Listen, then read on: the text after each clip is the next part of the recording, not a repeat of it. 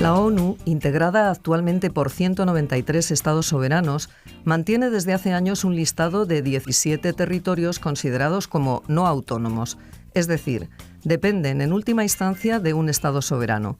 En la práctica, estos territorios serían las últimas colonias del mundo y son 5 las metrópolis que aún tienen, según el Comité de Descolonización de la ONU, la obligación de descolonizar esos territorios, algunos de ellos de considerable extensión.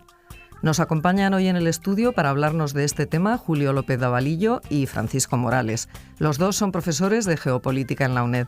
Buenos días, bienvenidos a Sin Distancias. Buenos días. Encantados de estar aquí de nuevo. Bueno, Francisco, para empezar, ¿cuál sería la definición de Estado soberano y cuál la de territorio dependiente o colonia? Un Estado soberano se define, según el derecho internacional, como una entidad jurídica representada por un gobierno centralizado que tiene soberanía sobre una determinada área geográfica. En este sentido, los estados soberanos se definen por 4 condiciones fundamentales: poseer una población permanente, un territorio definido, un gobierno y la capacidad de establecer relaciones con otros estados soberanos.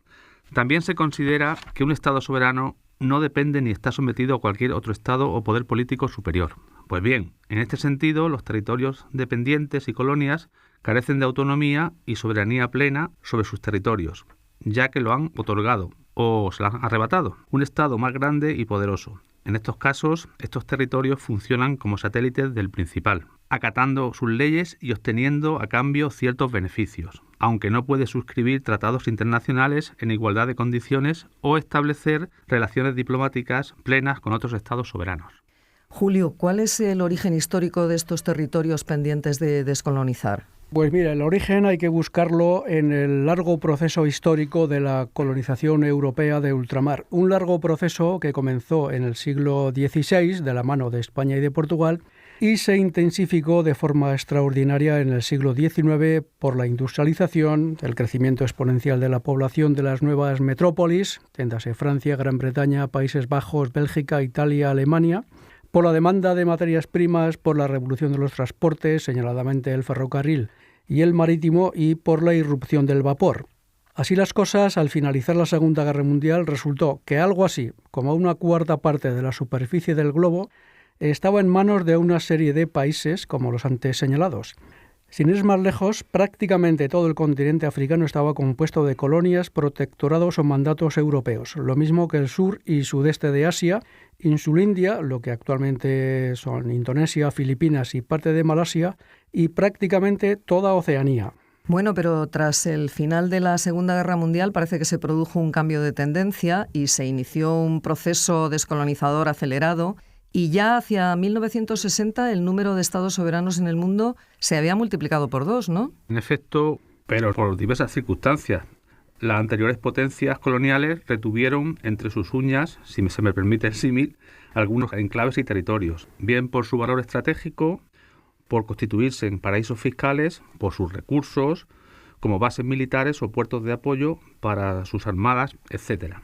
Una ojeada al mapa mundi, en algunos casos con lupa, nos muestra un auténtico rosario de posesiones repartidas por los 5 continentes. Así, hoy nos encontramos con que Gran Bretaña retiene como colonias en el Caribe y en el Atlántico las islas Anguila, Bermuda, las islas Caimán, las Malvinas, las Turcas y Caicos, las Islas Vírgenes Británicas, Montserrat, Santa Elena, Gibraltar y en la Polinesia las Islas Pitcairn.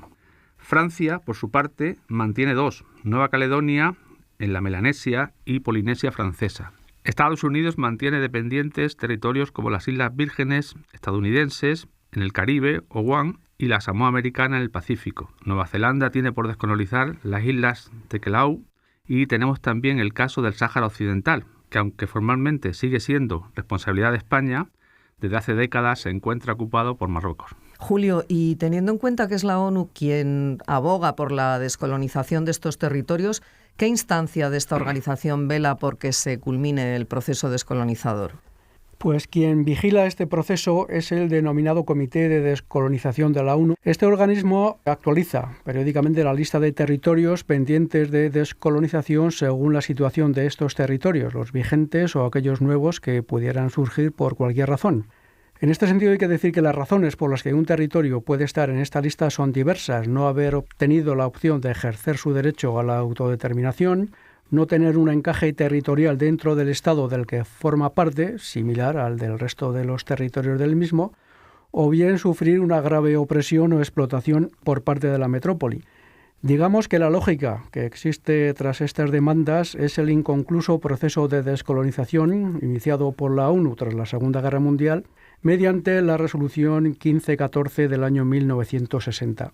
Esta resolución especificaba que los territorios sometidos o administrados por una metrópoli, en aquel entonces 6 potencias coloniales europeas, Francia, Gran Bretaña, Países Bajos, Bélgica, España y Portugal, tenían derecho a autodeterminarse, es decir, elegir qué relación política querían mantener respecto a su metrópoli u optar por la plena independencia. Así, entre finales de los años 40 y la década de los 80 vimos nacer decenas de países que se independizaron de sus metrópolis europeas. Francisco, si la resolución 1541 se aprobó en 1960, cuando ya numerosas colonias y dependencias habían accedido a la independencia, ¿qué territorios no habían terminado el proceso descolonizador? El año 60 marca, en efecto, un antes y un después en la descolonización, sobre todo la afroasiática, pues este año ya quedaban pocos territorios y colonias por descolonizar. Por ejemplo, en África, las colonias ibéricas, las de España y Portugal. Por parte española, el Sáhara español y la Guinea española. Por parte lusa, la nómina era mayor y más extensa, pues hablamos de los más de 2 millones de kilómetros cuadrados. Hay que pensar que España tiene 500.000 kilómetros cuadrados, o sea, 4 veces, ¿no?, que sumaban. Angola, Mozambique, Guinea Portuguesa y Cabo Verde, que accedieron a la independencia en el año 1975, un año después del fin del salazarismo. En Insulindia, Portugal mantenía además Timor Oriental, que fue incorporado por la fuerza a Indonesia también en 1975. Volviendo a África, podemos decir que se dieron situaciones un tanto anómalas, pues Rodesia, hoy Zimbabue, accedió a la independencia unilateralmente en 1969, independencia proclamada por la minoría blanca que no fue reconocida ni por la ONU ni por el gobierno británico. También se vivió una situación similar en Namibia, colonia alemana que tras el Tratado de Versalles de 1919 pasó a ser colonia británica. Y en diciembre de 1920 la Sociedad de Naciones confirmó el mandato de Sudáfrica sobre el país. La ocupación sudafricana se prolongó ilegalmente hasta 1989. Y digo ilegalmente porque Sudáfrica ignoró las resoluciones de la ONU sobre la emancipación de Namibia. Bueno, acabáis de mencionar el caso de Timor Oriental, que entre 1975 y 1999 estuvo bajo ocupación indonesia y donde se habló incluso de un genocidio, ¿no? Sí, ciertamente el caso de Timor Oriental fue el último proceso descolonizador del siglo XX y su trayectoria fue ciertamente dramática y traumática. Este pequeño país de apenas 15.000 kilómetros cuadrados y aproximadamente 1 millón de habitantes, 1,5 millones de habitantes, se convirtió en un estado soberano en mayo de 2002. Ahora bien, aunque consiguió finalmente su independencia, esta joven nación isleña tuvo que recorrer un largo y tortuoso camino para materializar su independencia.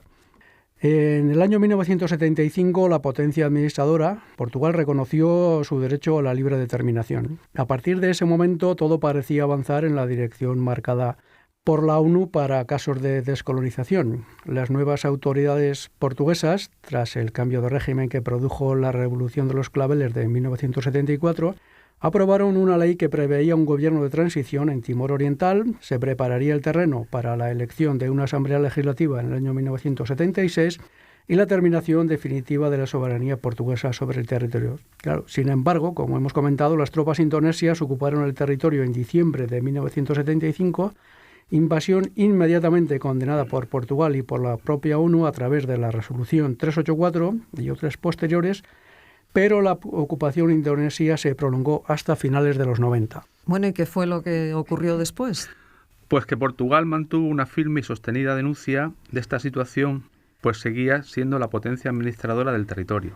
Finalmente, en 1999, Indonesia, que era la potencia ocupante, y Portugal, que era la potencia administradora, alcanzaron un acuerdo que preveía la celebración de un referéndum de autodeterminación, que sería supervisado por la ONU. Este referéndum se produjo finalmente el 30 de agosto de 1999 y su resultado fue favorable a la independencia, ya que un 78,5% de la población timorense apoyó esta opción. Inmediatamente Indonesia abandonó el territorio y lo devolvió, por así decirlo, a su estatus jurídico anterior.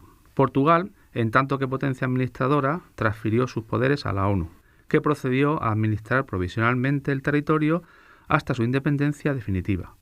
El caso timorés demuestra lo mismo que el antes señalado de Namibia, que a veces el lapso de tiempo que transcurre entre el inicio del proceso de autodeterminación y su ejercicio puede verse alterado por elementos externos al mismo proceso, pese a los esfuerzos de la ONU por simplificar el acceso a la independencia de los territorios antes dependientes.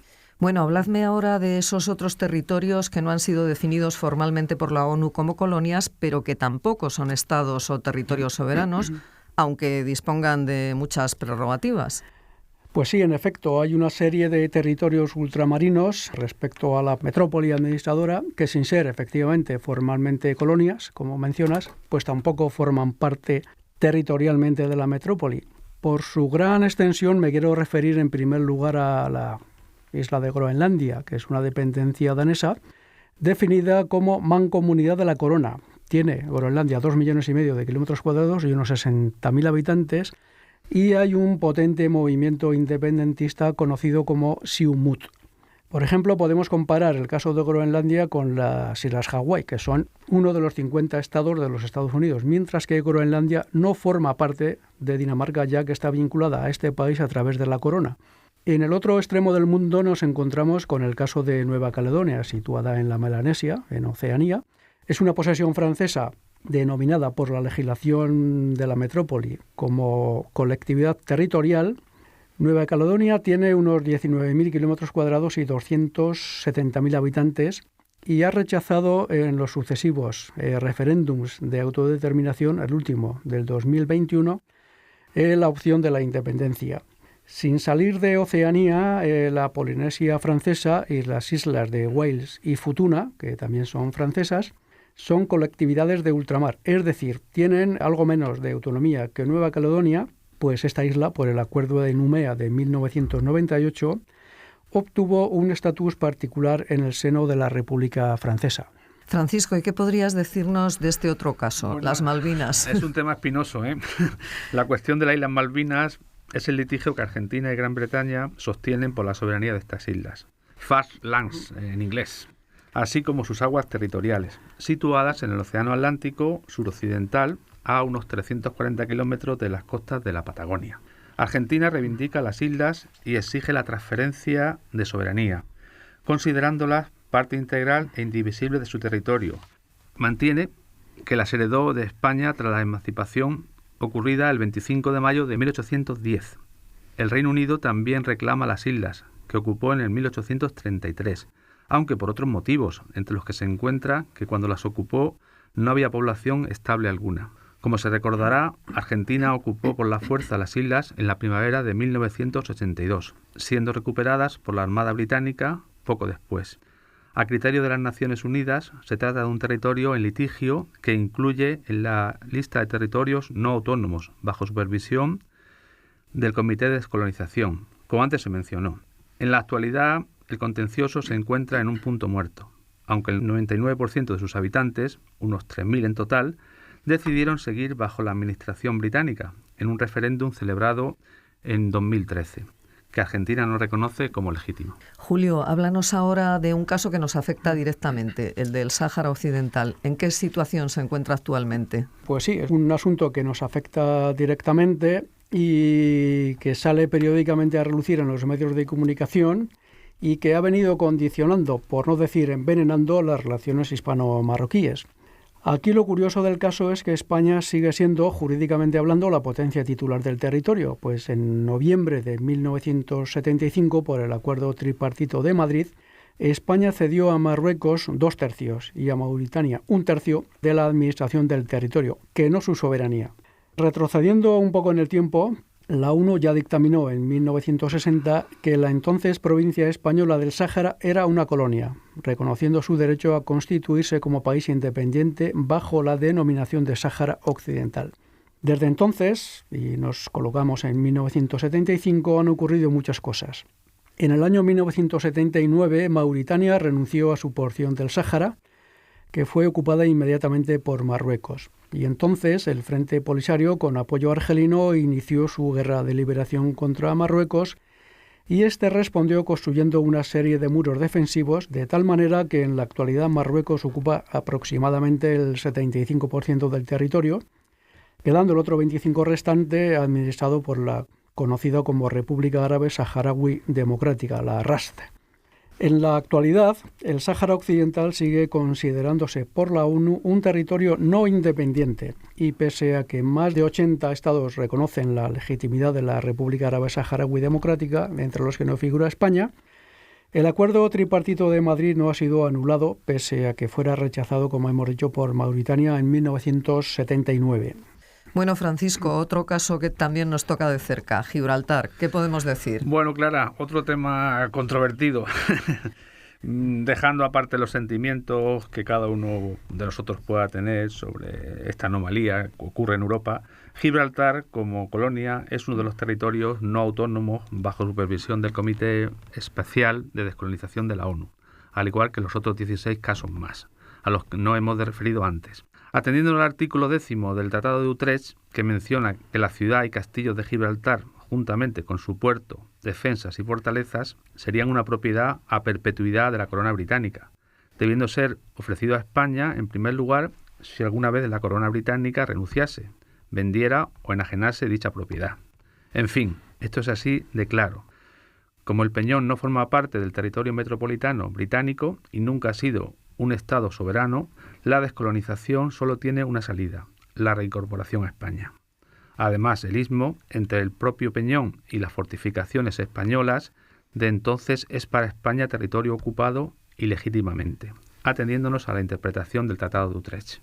Bueno, es curioso que en el listado de territorios a descolonizar no figure Puerto Rico. ¿A qué se debe esta paradoja?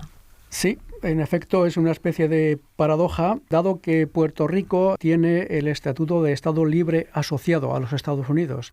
Es decir, no es una colonia, pero tampoco es uno más de los 50 estados que forman el país. Si así fuera, sería el número 51. En la misma situación que Puerto Rico se encuentran, por ejemplo, las Islas Marianas del Norte, que están en el Océano Pacífico, y que son otro estado asociado a los Estados Unidos.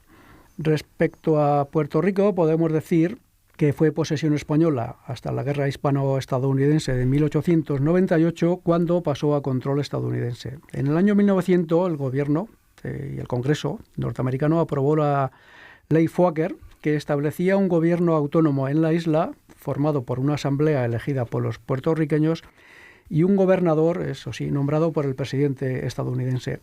Andando los años, en 1950 los Estados Unidos permitieron que una asamblea constituyente puertorriqueña redactase una constitución relativa a los asuntos locales, constitución que fue aprobada en referéndum en la isla en el año 1952 y luego ratificada por el Congreso estadounidense. Desde entonces, como hemos dicho, la isla tiene el estatus de Estado libre asociado y por ello la ONU dejó de considerar a Puerto Rico una colonia de los Estados Unidos, retirándolo de la lista de territorios no autónomos. Esta forma de organización otorga a Puerto Rico un representante con voz, pero sin voto en la Cámara de Representantes estadounidense, y aunque los puertorriqueños son ciudadanos estadounidenses, no pueden votar en las elecciones presidenciales de los Estados Unidos si residen en la isla. Tampoco están obligados a pagar los impuestos federales, pero claro, tampoco se benefician de las mismas ayudas que los ciudadanos de los otros estados federales. Bueno, pues ya para concluir, ¿qué queda por hacer respecto a la descolonización en el mundo? La descolonización sigue siendo un asunto pendiente en este siglo XXI. La descolonización de Timor Oriental, como vimos, se produjo a caballo del siglo XX y el XXI. Ahora bien, este caso no completa o da por terminada la tarea descolonizadora, iniciada en el siglo pasado por el Comité de Descolonización de la ONU, pues quedan, como al principio mencionábamos, 17 colonias.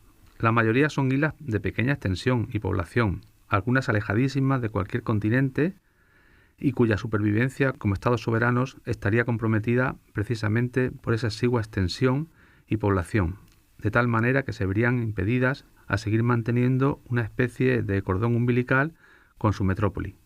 Algunas, como Guam o Bermuda, pueden hacer valer su situación, la primera como base naval de vital importancia para Estados Unidos, la segunda como destino vacacional de lujo y paraíso fiscal, para obtener su independencia. Pero en un horizonte cronológico próximo o mediano no se vislumbra que sean así, pues con la independencia la mayoría de las colonias perderían más de lo que ganarían.